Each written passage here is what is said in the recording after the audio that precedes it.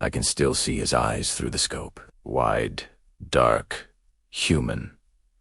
He couldn't have been older than 16. The snow swallowed the sound when I pulled the trigger, and for a second, it felt like the world itself stopped breathing. That was 3 days ago. But here, in the mountains of Korea, time doesn't move, it just freezes. I'm Sergeant Michael Grayson, 7th Infantry Division. And if you're hearing this, it means I didn't make it back from Hill 239T. Cold Wasson tea. The kind that bites it consumes. It seeps through your gloves, crawls under your skin, and makes your bones whisper. The wind carries voices too. Sometimes I hear them when the night settles. Names I know, others I don't. At first I thought it was the radio picking up static from Chinese transmissions, but radios don't whisper your own name. We were ordered to hold the ridge, a narrow stretch of snow and frozen mud, nothing but silence and corpses for miles. 3 of us started the watch. Now, it's just me. Private O'Reilly was the first to go. We found him at dawn, eyes open, body stiff as stone, no wounds, just ... gone. His rifle lay beside him, safety off, as if he'd been waiting for something that never came. Then Peterson vanished during the second night. No signs of struggle, just footprints that led into the fog and never came back. Command said reinforcements were delayed, but after 4 days of radio silence, I stopped believing in command. It's strange what loneliness does to a man. Your mind starts painting shapes in the mist, shadows that move when they shouldn't. Sometimes I see figures crawling over the snow. Other times, ... I see O'Reilly, standing by the rocks, watching. I don't dare call out, because the last time I did, something answered, a whisper from the wind. Why did you leave us? I tried to rationalize it. Maybe it was the wind passing through broken helmets. Maybe I'm losing my mind. But the footprints, the next morning, said otherwise. Bare feet. No tracks leading in. Only leading out. By the 5th night, I stopped sleeping. My hands trembled every time I reloaded the rifle. My breath came out in ghosts.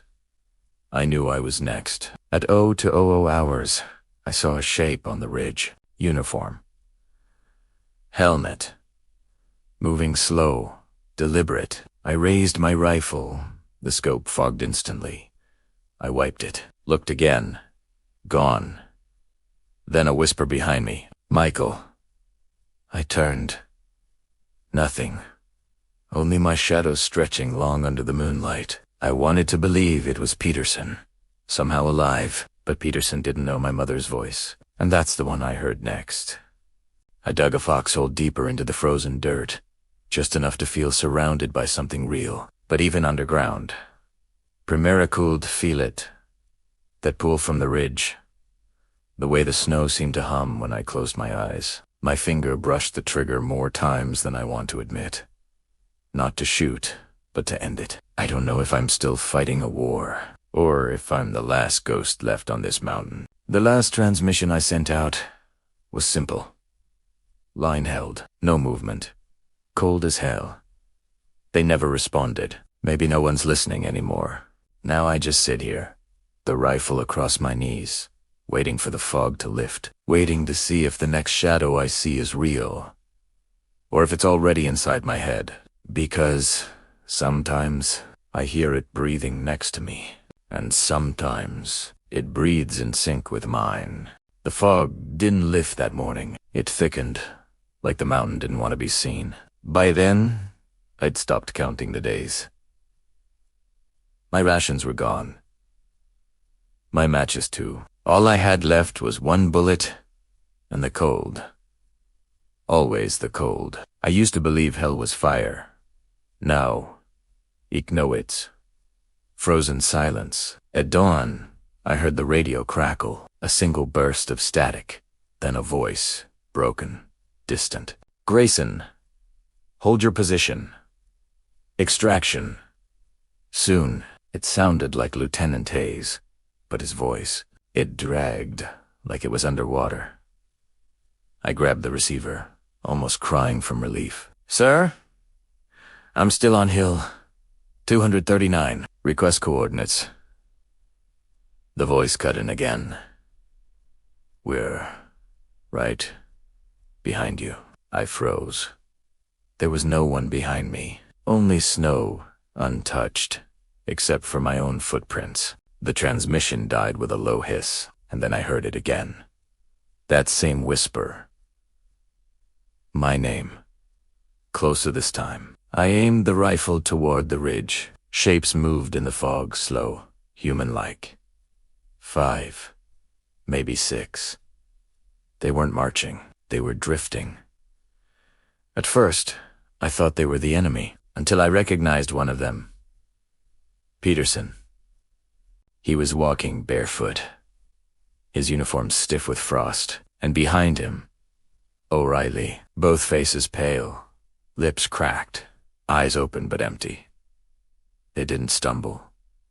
They floated. I wanted to scream, but the cold stole my voice. When they stopped, 10 meters away, the air went still. Not a single flake moved. Then Peterson spoke in that hollow, echoing tone. You left us. O'Reilly added, you promised we'd go home. I backed away, shaking, rifle raised. This isn't real, I whispered. This isn't real. But the snow under my boots cracked like glass, and I saw my own breath rising, twisting, forming faces in the air. Suddenly, a flare burst behind me, bright red. Someone else was up here. I turned and saw a figure climbing through the Hayes American uniform, helmet shining under the flare's light. It was Lieutenant Hayes. A waved at me, shouting over the wind. Grayson, we've been searching for you. Come on, soldier. Relief flooded me. I ran toward him until I noticed something off. His boots didn't leave prints. The flare light didn't reflect in his eyes. He smiled. Too wide. Too still. You're tired, he said softly. Let's go home. And suddenly, the world around me shifted. The mountain disappeared, replaced by warmth. A living room. A couch. My wife. My son. They were smiling, waving. It was perfect. Too perfect. When my boy ran toward me, I saw the same frost on his lips, the same emptiness in his eyes. I dropped the rifle. The illusion cracked like glass. Snow rushed back. The fog roared. And Hayes, or whatever it was, lunged forward. I grabbed my last bullet and fired. Silence. The figure staggered, then dissolved into mist. The echo of the shot bounced off the frozen cliffs and then faded into nothing. The fog cleared for the first time in days, and I saw what I'd done. Half buried in the snow, at my feet, lay Peterson's body. Real, not bleeding. Shot, clean through the chest. His dog tags glimmered in the pale sun. I dropped to my knees. No, no, no. No. No. No. I tried to check for a pulse, but my gloves were stiff, my fingers numb. Then I saw his eyes. They weren't empty anymore. He was smiling. We're home now, he whispered. Hours passed, or maybe minutes. The storm calmed. The radio came alive again. Sergeant Grayson, do you copy? Reinforcements arriving at Hill 239. Hold your position. I wanted to answer, but my throat felt like stone. I couldn't move. I couldn't even feel my legs. All I could do was stare at the ridge, where now 3 figures stood. Peterson and another one. May. He was standing there, rifle in hand, looking right at me, breathing slow, calm.